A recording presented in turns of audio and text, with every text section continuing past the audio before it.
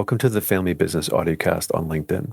I am R. Adam Smith, creator of this audiocast series. As an entrepreneur, investor, founder, investment banker, and board leader the last 25 years, I'm fortunate for my many experiences within the family firm industry.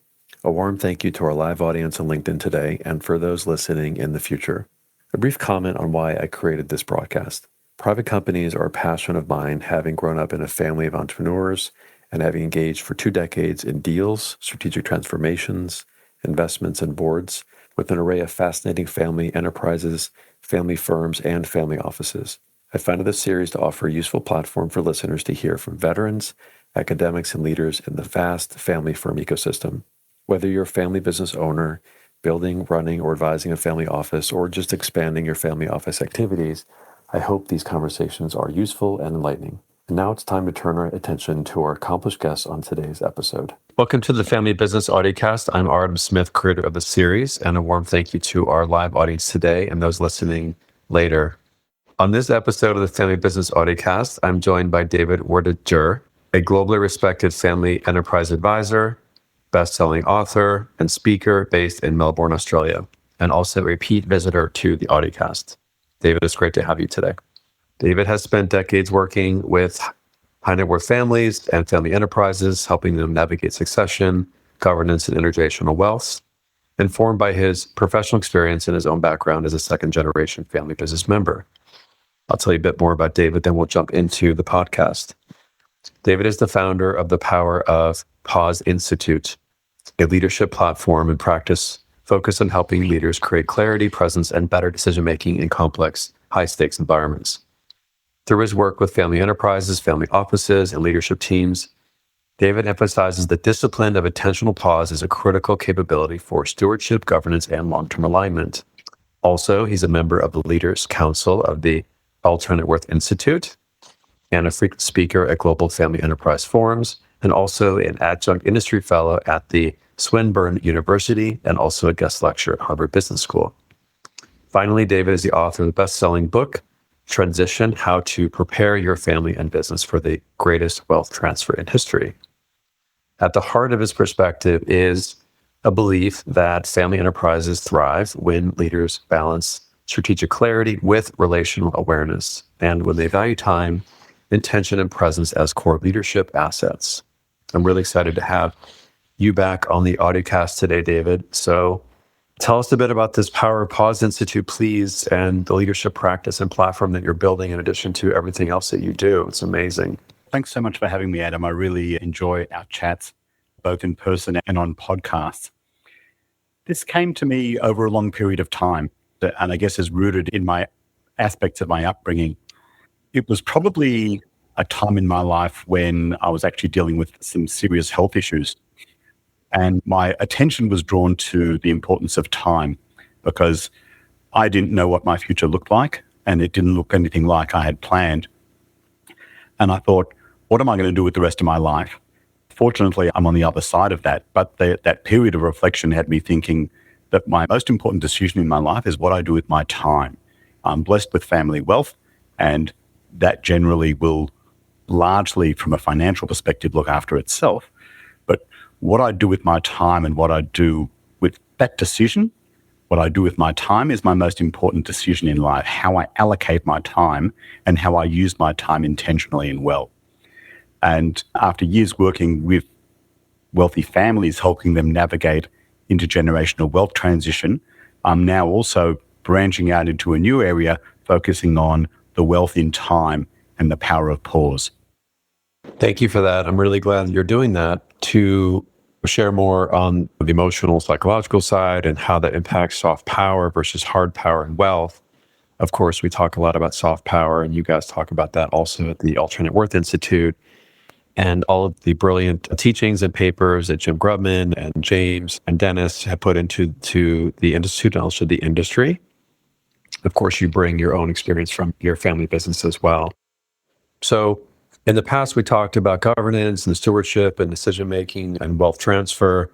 In our previous podcast, I'd like to talk also about a bit of your experiences for those listening today and what you went through in your family business and how that created some leadership skills that you have today and your perspective on the family business. And then we'll jump into the wealth of time. Sure. So I'm the youngest in my family and the youngest by a long gap. And that gave me a sort of different perspective on my own family to others. And I didn't have pressure to join the family business. I worked in the family business when I was a child and when I was a student.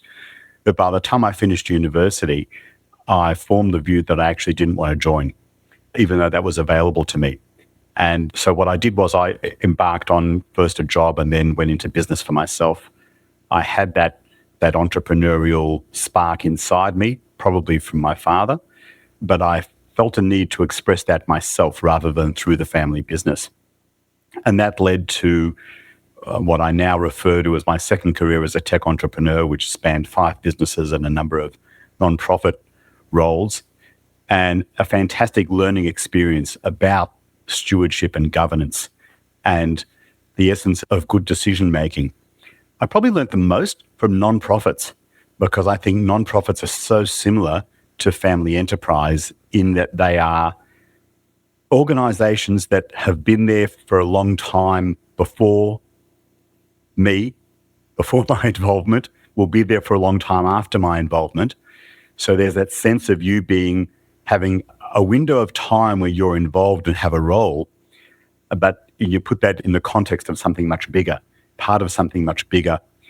And I'm very fortunate to have a number of experiences where the board was very humble and very aware that they are just stewards of the organization, and their job is to look after it for a period of time and then hand it over to somebody else. That attitude is exactly the attitude that family enterprise needs. If families come from a rich history and want to continue on and continue to build a legacy, they're only going to do that with strong stewardship approach and good governance and decision making. That's wonderful. We did discuss this also with Jim Grubman on our podcast earlier about the intellectual, emotional side of the family working together. You were talking about the lack of pressure that you had. That's not always the case. Sometimes the pressure is good, sometimes it's not good. It depends on how it's applied. And it seems to me, working with many family offices in transactional matters as governance, there's some intensity in moments of time when there's not a luxury of time, right? So there's urgency in certain events. So obviously you're making the case, and it's very important that time is a leadership resource. It's super valuable. It's a subtlety. Maybe talk a bit about what is wealth of time and how to incorporate that into, let's say, a complex family office functionality. So when I think about governance, I think of responsible use of power. We touched on power earlier, but really it's about decision making. And when people ask me what I do, my slogan is I help families make good decisions together. And that goes across what is good decision making and how to make those decisions as a family. And as families transition, particularly from G1 to G2, you move from a situation where one person is making decisions suddenly to more than one person. And as soon as more than one person is making decisions, it becomes more complex. And yes, there's pressure associated with this and responsibility. You're thinking, oh, these decisions I'm making, what is their impact going to be not next week and next year, but in 10 years from now? And that builds pressure.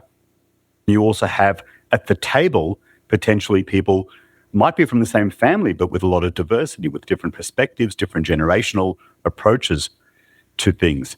But there's also the leadership style, right? Some people that are powerful and aggressive and wealthy and came from nothing or very driven, like they're not wired to be patient and give space and time. That's an emotional trait of EQ. So what about training that? Do you think there's ways to train that as a cognitive action? It's a very interesting point you make, because the attributes that make founders successful are often the attributes that hold them back when it comes to succession and including others in decision making. I can certainly relate to that in terms of my own family and other families I've seen. Can you train it? No, it's really difficult because, again, consider a parent and a child, and the parent is well established in their role and they've got a lot of authority, they've got a lot of power, and the power comes not just from the financial side and the role they have, but also generational power, that natural dynamic between parent and child.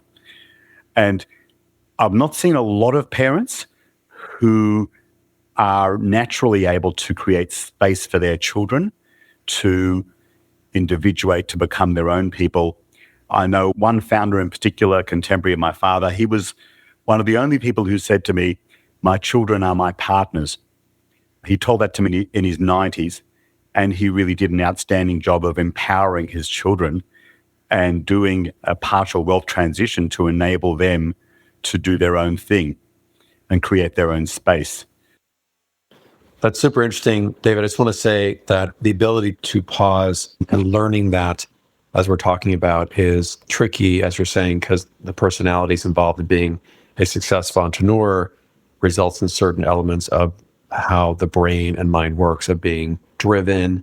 That comes from persistence, that comes from grit. The grit comes from maybe not coming from much. So there's an inherent grounded drive that can be also linked to the ego and greed and just like being very aggressive, right? So in that context, most entrepreneurs are looking at the goal of creating wealth or power or scale. In terms of pause, especially for children, this gets to another element of next gen. And if next gen is really necessarily the children, is anybody that's following the lead of the founders. Love to talk about that and like how you're incorporating pausing as a discipline and coaching your clients.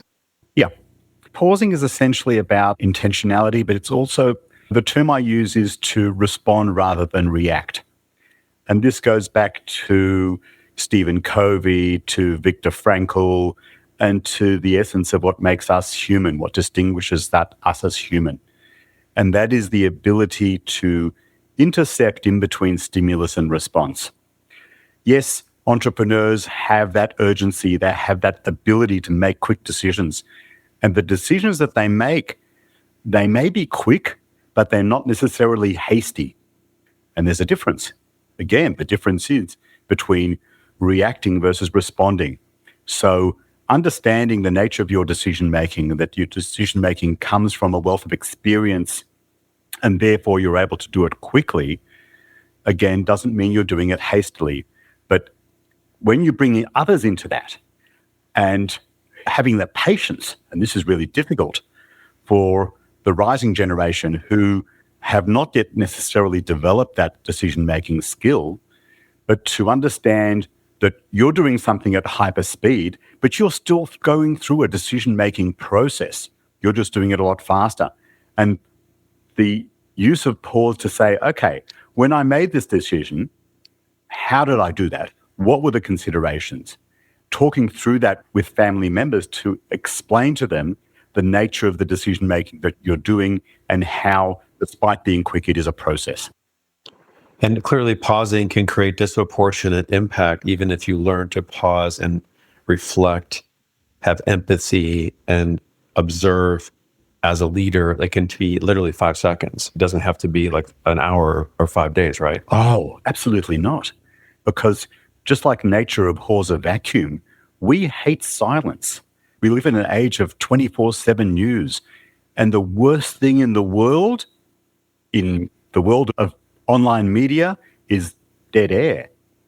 So if you're having a discussion with somebody and you just pause before answering, sometimes you can look at them and see the discomfort. You don't have a response immediately. On social media, we immediately want a response, but we don't need to do that. Even a pause of a few seconds to breathe, to center yourself, is so powerful to just bring yourself back to where you are, to be present. And it's a discipline, and it's a discipline that can be learned and can be taught. It's also a discipline to rewire, because corporate America, Wall Street, consulting, all the private equity, the drive, the intensity of the elite world that we work in, almost 100% is that you can say we work in an elite world. That elite world comes from advanced education, comes from intense industries, and perhaps even the way that our parents drove us, or sometimes we want to fill the gap from our parents that did not succeed, and you want to succeed despite that. So there's a lot of psychological and cultural and industry factors there, and it takes a lot to learn something new. Absolutely. It's very interesting. If you think about one particular discipline in HR, a lot of people say, rather don't hire than make a bad hire. Okay? But that's counterintuitive. Everybody wants to say, I must do something. I must do something. No. The choice to do something is a choice. And when I go back to helping families make good decisions together, a non-decision is a decision not to act. And being aware of that, being aware of the pauses, the non-decisions that are actually decisions, the pauses that help ground you, those are the discipline practices that help you become a better decision maker and also become more collaborative, creating space for others with those pauses as well. I was looking at quotes on this pause issue. Ram Dass had a quote. He's a powerful speaker and coach. His quote was, the quieter you become, the more you can hear. And that's just counterintuitive to capitalism and speed. And of course, venture capital, for example, we have some really powerful concepts of building in a fast way, like the brilliance of Reid Hoffman and Blitzkrieg. It certainly worked in many ways. And we also have to keep up with other people. So there's that developmental element. And when you get into a situation with intensity, like you're going to sell a company, you're going to hire somebody, you're going to make a decision, that training with our clients, this market is very pressure to act, as you're saying. Can you talk about how to train that as a repeatable leadership behavior as opposed to a one-off experience? How we teach this is based on the principles of practice. And whatever we practice, we get good at. The wolf we feed is the wolf that wins. But the question is, how do we build that self-awareness? The self-awareness is very difficult, particularly for high-performing people who may not have that self-awareness because they're too close to it themselves. And that goes to the role of your coaches and your trusted advisors and your facilitators who can be in the room and help guide conversations, help the participants be more aware of what's going on and to teach better communication skills. So when I work with families, we talk about communication. Good communication involves two things. One, it involves communicating with curiosity, but the other thing really important is active listening. People think communication is about getting the message across to somebody. No, it's a two-way process. And if you don't listen to people, you're not a good communicator. So these things can be taught, they can be coached, and this is where the presence of externals, be they trusted advisors, facilitators, coaches, can be really beneficial because we as individuals are very subjective, and it's only an outside perspective that can do it. Thank you, David. There's some important nuances there. So again, from the family business lens and thinking about the importance of reflection and observing and like the family working together, right? I've seen advising many families on their more significant decision-making. There are learnings from their family history that affect their decision-making, how they communicate together, first of all. And then second of all, there's that need to have an opinion and get ahead and have your position heard because of the pressure to perform. Let's say, especially the next gen, they want to perform, they want to be moving quickly to make decisions and prove themselves. And then from that perspective, there's the desire to keep up with their parents or imposter syndrome, all the things you guys talk about and coach in your business and the Alternate Institute. So it's tricky. That's both a communication element and also a psychological element, right? And also a culture and values element. And that's also really important in families to understand their values individually and shared values. And it's fascinating when I do this with families, how you see these patterns show up, stark differences in values between generations, but also you see a lot in common. And the challenge in family is always balancing the collective and the individual, because we've got our values in life, which come to us from two primary sources, the families we grew up in and the world we grew up in, the influences, the things that were going on in our lifetime, in our formative years. The process of articulating values, individual and shared and family values, chosen values, aspirational values, again, foster good decision-making, slow us down, make us more intentional, help us understand that there's an emotional aspect to seeming business decisions, that they are actually informed by our emotions, informed by the history of the family, and to be more intentional about that by being aware of it. So I guess the first most important step is raising self-awareness. But it's not just the individual act of self-awareness that requires courage. It's also the incentive to do that within the family ecosystem that comes from the parents to allow that risk-taking. Yes, and that's where you need buy-in from that incumbent generation to participate in a process like this, where they might say, we don't need this. This is nonsense. Just do what I did. No, that doesn't work. And again, it's the role of externals to take the family on that journey together and to say to them, yes, this issue may be raised by your rising generation, but you've got to be part of that process and you've got to acknowledge that they're wired differently to you. They're not your clones. That's nice. Talk about next gen briefly, because I always talk about next gen in this podcast as going beyond the children. And we've had guests like Alfredo Damascus and Tom Deans, Ron Diamond, lots of different talks about next gen. But I think it's important to look at next gen as the next gen for the company, for the wealth, not just children, because some diminishing percentage of next gen of children will actually run the family business, which gets back to the legacy of the company itself. So can you just talk about training the next gen more generally speaking, and what are some mechanisms to do that? My view is that it can't start too young. The greatest fear of parents is that their children will end up entitled, spoiled, nepo babies. And because of that, they often jump to the other extreme of wealth withholding. And again, the challenge for families is to find that Goldilocks zone where the children are able to be aware of wealth and the benefits that it brings their life, but at the same time, not lose their drive. As you said before, many entrepreneurs start from nothing or start from adversity, and the second and subsequent generations of the family don't have that. How do you introduce that to your kids? It's really hard. The best way to do it is like a tough love. I call it manufactured adversity. Making sure that the rising gen in the family go through a little bit of adversity, a bit of holding back, so that they learn to make good decisions, to make financial trade-offs, to overcome challenges, not have everything handed to them on a silver platter. And I think that's probably one of the most important parts of rising gen education, to establish resilience without the tough background that the first gen might have endured, not because they wanted to. Okay, so withholding from children, withholding from enough that they can learn. That's a good one. Manufactured adversity. It's very interesting going from the G1 to G2, the older to younger, creating adversity and thoughtfully. So there's a natural experience of learning, of doing tough work intellectually, not just physically like in the old days, but intellectually, hard work. Yeah, and financial. You may be able to just buy your children a house, but there is benefit for them to live on a budget, to pay a mortgage for a few years, to have that experience so that they know what it's like.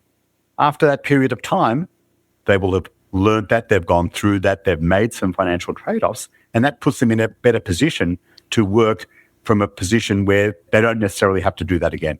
This is good. We're going to wrap up soon, but if you flip that around as an educator, an author, an academic, a coach, a consultant, and this is sometimes relevant when you're selling a company, that the next generation may or may not agree and wants to get their opinion heard to the owners, to the family owners, to not sell a company, not create wealth, or to in fact sell it when there's a disagreement. And so those disagreements are quite powerful, and they're very binary.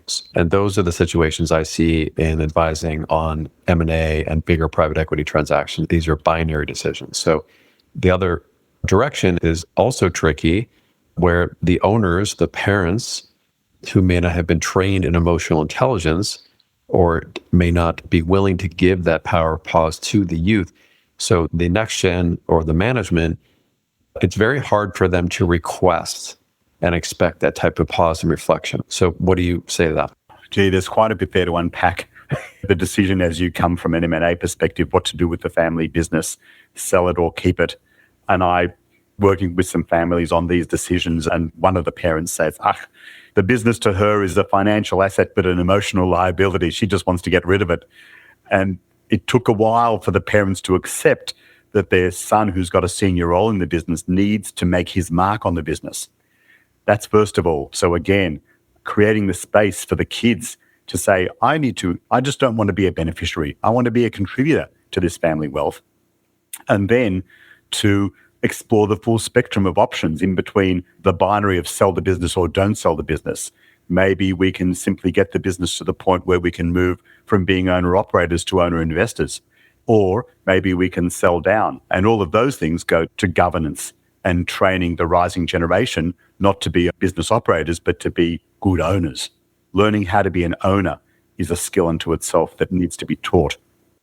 That's nice. And being connected to the definition of legacy in your own way, which is the fundamental topic I weave through the podcast of what is legacy, what does it mean to each person, it's different for each person, and to work together to extend that legacy in a way that works for the ecosystem. So today we talked about time as a leadership asset, the power of pause, both directions for the entire family enterprise, as we look at the family circle that we talk about at the Alternative Institute, and also the family galaxy, which I love that term that Freya Damascus talks about also on this podcast, and the importance of clarity and presence within the family business, within the family office. So maybe just a parting word, David, and reflecting on this leadership trait of the power of pause, if you would. Yeah. So the research from Yale says that more money doesn't make us more happy. What makes us happy is not things, it's experiences. And when we talk about experiences, what's that? It's how we spend our time. And in today's world where our time is being sucked away from us by our mobile phones, which we love and hate, it's more important than ever to develop a better relationship with technology, to pause, whether it's short pauses, whether it's a weekly pause, whether it's taking away from technology for one day a week, which is something I've been doing my entire life. There's such a power in that to appreciate what's really valuable in life. We don't know how long we're going to live, but what we can do is we can make sure that every day we do have is spent intentionally. Thank you for that. I'd like to thank you and our AudioCast audience today for a thoughtful and grounding conversation, really stimulating and a lot of brilliant ideas and no shortage of things to consider. We talked about leadership and family enterprises is not just driven by urgency and the power of pace and constant motion, which of course is important to stay going and be competitive, but also the ability to pause and create clarity and separate this emotional drive, greed, wealth creation, being competitive with decision-making, and steward the business and the relationships across generational transfer with a culture of thoughtfulness. So thank you for sharing some of those perspectives today on the podcast. Thanks so much for having me. Always been a pleasure. It's really great. Thank you so much. This is R. Adam Smith signing off. Stay tuned for the next episode of the Family Business AudioCast.